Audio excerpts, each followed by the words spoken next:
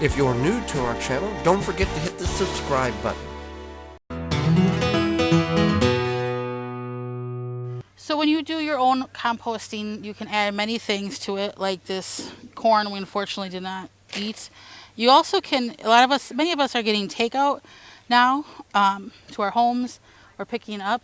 So if you have something like this is fully biodegradable that you can put in your compost. Sometimes even coffee cups that you get from different coffee companies, those will say compostable, and you can put those in your compost as well. So don't forget about adding those to your compost. Another great tip for composting is the packaging. So if you order something online, through the mail, whatever, there are certain things that you can put in your compost, like this little box. It'll break down fairly quickly. This packing material, this is definitely going to break down, and this is brown.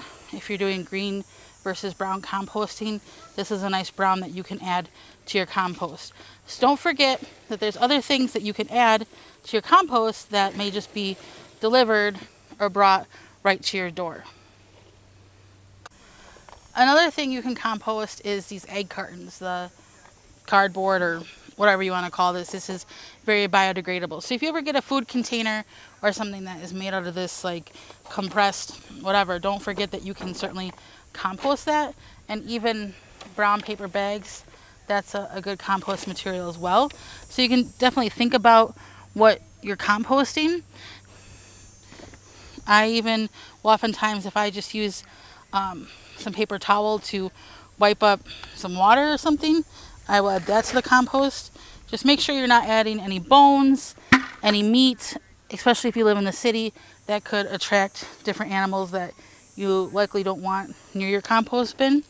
And then this was a avocado that Joey set aside. We're going to take that out of the bag. Just make sure you're not putting plastic in your compost. Coffee grounds are great too. Don't forget you have to also turn your compost. Make sure you mix everything all together. Thank you for watching. As always, remember to rate, subscribe, and comment. For more information, please visit thewisconsinvegetablegardener.com.